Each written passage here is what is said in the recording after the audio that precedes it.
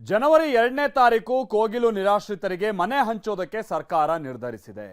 High command ಒಂದು ಸೂಚನೆ ಕೊಟ್ಟು ಅನ್ನುವಂತ ಮಾತ್ರಕ್ಕೆ, ಕೇರಳದವರು ಕೆಲವರು ಆಕ್ಷೇಪ ಎತ್ತಿದ್ರು ಅನ್ನುವಂತ ಮಾತ್ರಕ್ಕೆ ಕ್ಷಿಪ್ರವಾಗಿ ಈ ರೀತಿಯಾಗಿ ಪರಿಹಾರ ಕೊಡ್ತಾ ಇರುವಂಥದ್ದು ಎಷ್ಟು ಸರಿ? ಅದರಲ್ಲಿ ಯಾರು ನಿಜವಾದ ಫಲಾನುಭವಿಗಳು, ಯಾರು ನಿರಾಶ್ರಿತರು, ಯಾರು ಕರ್ನಾಟಕದವರು, ಯಾರು ಭಾರತದವರು, ಇದನ್ನೆಲ್ಲ ಪರಿಶೀಲನೆ ಮಾಡಿದೈತಿ ಹಿಂಗಿಷ್ಟು ಸುಲಭವಾಗಿ ನೀವು ಮನೆ ಕೊಡ್ತಾ ಇದ್ದೀರಾ ಬೆಂಗಳೂರಿನಂತ ನಗರದಲ್ಲಿ ಅಂತ ವಿಪಕ್ಷಗಳು ಪ್ರಶ್ನಿಸ್ತಾ ಇದೆ. ಮತ್ತೊಂದು ಕಡೆ ದಶಕಗಳಿಂದ ಒಂದು ಮನೆ ಅಥವಾ ಒಂದು 2-3 ಎಕರೆ ಜಾಗ ಕಳ್ಕೊಂಡಂಥವ್ರಿಗೆ ಬದಲಿ ಜಾಗ ಇದನ್ನೆಲ್ಲ ಪಡೆಯದೆ ಅವರೆಲ್ಲ ಕಾಡ್ಪಾಲಾದಂಥ ಮಂದಿ ಬಹಳ ಮಂದಿ ಇದ್ದಾರೆ ನಮ್ಮ ರಾಜ್ಯದಲ್ಲಿ. ಸೊ ಅಂತ ಸಂತ್ರಸ್ತರು ನಾವು ನಿರಾಶ್ರಿತರಲ್ವಾ ಅಂತ ಕೇಳ್ತಾ ಇದ್ದಾರೆ. ಬನ್ನಿ ಅದಕ್ಕೆ ಸಂಬಂಧಪಟ್ಟಾಗಿನ ರಿಪೋರ್ಟ್ ನೋಡ್ಕೊಂಬೋಣ.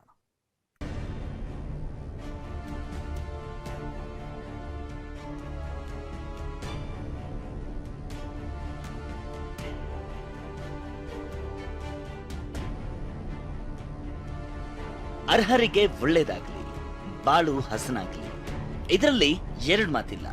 ಅನ್ಯಾಯಕ್ಕೊಳಗಾದ ಅಸಹಾಯಕ ಸ್ಥಿತಿಯಲ್ಲಿರುವವರು ಯಾವ ಸಮುದಾಯದವರೇ ಆಗಿದ್ರೂ ಸರ್ಕಾರ ಅವರ ಬೆನ್ನಿಗೆ ನಿಲ್ಬೇಕಿರೋದು ಪ್ರತಿ ಸರ್ಕಾರಗಳ ಕೆಲಸ, ಪ್ರತಿ ಮನುಷ್ಯನ ಕರ್ತವ್ಯ.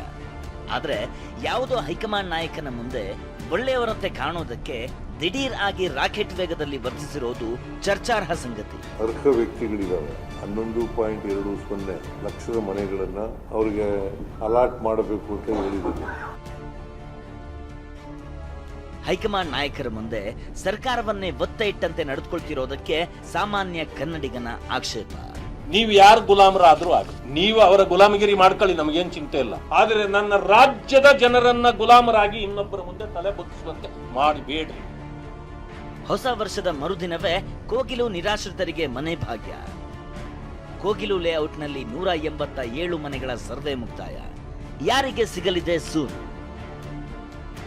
ಜನವರಿ 2ನೇ ತಾರೀಕು ಕೋಗಿಲು ನಿರಾಶ್ರಿತರಿಗೆ ಮನೆ ಹಸ್ತಾಂತರ ಮಾಡುವುದಕ್ಕೆ ರಾಜ್ಯ ಸರ್ಕಾರ ತೀರ್ಮಾನಿಸಿದೆ. ಅಷ್ಟಕ್ಕೂ ಈ ನಿರಾಶ್ರಿತರಿಗೆ ಮನೆ ಕಟ್ಟಿಕೊಡೋದು ಎಲ್ಲಿ ಅಂತೀರಾ? ಇದೇ ನೋಡಿ, ಬಂಡೆ ಹೊಸೂರಿನ ಬೈಯಪ್ಪನಹಳ್ಳಿಯಲ್ಲಿರೋ ಅಪಾರ್ಟ್ಮೆಂಟ್. ಸುಮಾರು 1,000ಕ್ಕೂ ಹೆಚ್ಚು 1 BHK ಫ್ಲಾಟ್ಗಳು ಈ ಅಪಾರ್ಟ್ಮೆಂಟ್ನಲ್ಲಿವೆ. ಸದ್ಯ ಬಹುತೇಕ ಕಾಮಗಾರಿ ಪೂರ್ಣಗೊಂಡಿದ್ದು ಸಣ್ಣ ಪುಟ್ಟ ಕೆಲಸಗಳಷ್ಟೇ ಬಾಕಿ ಉಳಿದಿವೆ. ಇದೇ ಅಪಾರ್ಟ್ಮೆಂಟ್ನಲ್ಲಿ ನಿರಾಶ್ರಿತರಿಗೆ ಮನೆ ಕೊಡೋ ಸಾಧ್ಯತೆ ಇದೆ. ಇದು ಬೆಂಗಳೂರಿನ ಏನು ಕೋಗಿಲು ಇಂದ 5 ಕಿಲೋಮೀಟರ್ ಅಂತರದಲ್ಲಿರತಕ್ಕಂಥ ಹೊಸೂರು ಬಂಡೆ ಬಳಿಯ ಬೈಯಪ್ಪನಹಳ್ಳಿ ಗ್ರಾಮದಲ್ಲಿ ರಾಜೀವ್ ಗಾಂಧಿ ವಸತಿ ನಿಗಮ ನಿರ್ಮಾಣ ಮಾಡಿರ್ತಕ್ಕಂಥ ವಸತಿ ಸಮುಚ್ಚಯ ಇದಾಗಿರ್ತಕ್ಕಂಥದ್ದು. ಈ ಒಂದು ಸಮುಚ್ಚಯದಲ್ಲಿ ಸರಿಸುಮಾರು 1,000ಕ್ಕೂ ಹೆಚ್ಚು 1 BHK ಫ್ಲಾಟ್ಗಳನ್ನು ರಾಜೀವ್ ಗಾಂಧಿ ವಸತಿ ನಿಗಮ ನಿರ್ಮಾಣ ಮಾಡಿರ್ತಕ್ಕಂಥದ್ದು. ಈಗಾಗಲೇ ಈ ಒಂದು ಕಾಮಗಾರಿ ಬಹುತೇಕ ಮುಗಿದಿದೆ. ಏನು ಒಂದು ಅಪಾರ್ಟ್ಮೆಂಟ್ನ ಪ್ರತಿಯೊಂದು ಕಾಮಗಾರಿಗಳು ಮುಗಿದಿರ್ತಕ್ಕಂಥದ್ದು. ಆದರೆ ಒಂದು 10% ಕಾಮಗಾರಿ ಮಾತ್ರ ಇನ್ನಷ್ಟು ಬಾಕಿ ಉಳಿದಿದೆ. ಕೋಗಿಲು ನಿರಾಶ್ರಿತರಿಗೆ ನೆರವು, ಶರಾವತಿ ಸಂತ್ರಸ್ತರಿಗೆ 65 ವರ್ಷದಿಂದ ನೋವು. ಹೇಗೆ ಸರ್ಕಾರ ಕೋಗಿಲು ನಿವಾಸಿಗಳಿಗೆ ಸೂರು ಕಲ್ಪಿಸಿಕೊಡ್ತಿದೆ. ಆದರೆ ಮನೆ ಕಳೆದುಕೊಂಡು ದಶಕಗಳೇ ಉರುಳಿದ್ರೂ ಅನೇಕ ಕಡೆಯ ಜನರ ನೆರವಿಗೆ ಸರ್ಕಾರಗಳು ಹೋಗಿಲ್ಲ. ಮೊದಲಿಗೆ ಶಿವಮೊಗ್ಗದ ಕಥೆ ಹೇಳ್ತೀವಿ ಕೇಳಿ. ಇವರು ಲಿಂಗನಮಕ್ಕಿ ಜಲಾಶಯಕ್ಕಾಗಿ ಭೂಮಿ ಕಳೆದುಕೊಂಡವರು. ಆದರೆ ಕಳೆದ 65 ವರ್ಷದಿಂದ ಹಕ್ಕುಪತ್ರಕ್ಕಾಗಿ ಹೋರಾಡ್ತಿದ್ದಾರೆ. ಸರ್ಕಾರಗಳು ಇವರನ್ನ ಕಣ್ಣೆತ್ತಿಯೂ ನೋಡಿಲ್ಲ.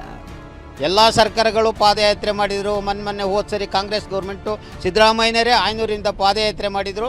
ನಮ್ಮನ್ನು ಗೆಲ್ಲಿಸಿ ನಿಮಗೆ ಹಕ್ಕುಪತ್ರವನ್ನು 1 ತಿಂಗಳಲ್ಲಿ ಕೊಡ್ತೀವಿ ಅಂತ ವಾಗ್ದಾನ ಮಾಡಿದರು. ಶಿವಮೊಗ್ಗದಲ್ಲಿ ಗೆದ್ದ ಮೇಲೆ ಇಲ್ಲಿವರೆಗೂ ಏನೂ ತೀರ್ಮಾನ ತಗೊಂಡಿಲ್ಲ.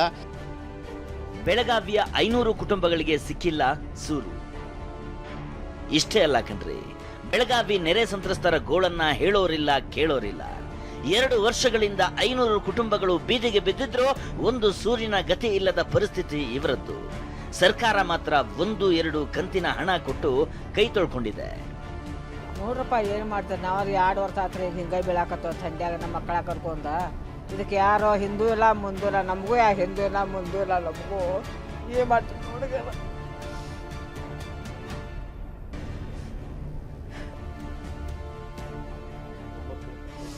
ಸ್ವಲ್ಪ 3 ಮೊಮ್ಮಕ್ಕದವ್ರಿ. ನಾವು ಕಟ್ಕೊಂಡು ಎಲ್ಲಿ ಹೋಗ್ಬೇಕು? ನಾನು ಹೇಳಿ ನೋಡೋದು. ಈಗ ಮತ್ತೆ ಜಾತ್ರೆ ಬಂತು, ಈ ಜಾತ್ರೆ ಮತ್ತೆ ಖಾಲಿ ಮಾಡ್ಬೇಕು ನಾವು ಇದನ್ನ. ಇದನ್ನೆಲ್ಲ ಗಮನಿಸ್ತಿರೋ ಬಿಜೆಪಿ ನಾಯಕರು ಸರ್ಕಾರವನ್ನ ತರಾಟೆಗೆ ತೆಗೆದುಕೊಂಡಿದ್ದಾರೆ. ಒಂದು ಕಣ್ಣಿಗೆ ಬೆಣ್ಣೆ, ಮತ್ತೊಂದು ಕಣ್ಣಿಗೆ ಸುಣ್ಣ ಯಾಕೆ ಅಂತ ಪ್ರಶ್ನಿಸಿದ್ದಾರೆ. ರಾಜ್ಯದ 10 ತಿಂಗಳಿಂದ ರಾಜ್ಯದ ಜನ, ವಿಶೇಷವಾಗಿ ಉತ್ತರ ಕರ್ನಾಟಕ ಭಾಗದಲ್ಲಿ ಇವತ್ತು ಕೂಡ ನಿರಾಶ್ರಿತರು ಸಾಕಷ್ಟು ಸಂಖ್ಯೆಯಲ್ಲಿದ್ದಾರೆ. ಅಟ್ಲೀಸ್ಟ್ ನೀವಾರು ಇದ್ದೀರಿ, ಸೂರ್ಯ ಇಲ್ದವ್ರಿಗೆ ಸೂರ್ಯನ ಕೊಡ್ತೀರಾ ಅಂತ ಅಂದ್ರೆ ಅದರ ಬಗ್ಗೆ ನಿಮಗೆ ಯಾವುದೇ ವಿಚಾರವಿದೆ ನಿಮ್ ಗಮನಕ್ಕೆ ಬಂದಿಲ್ಲ.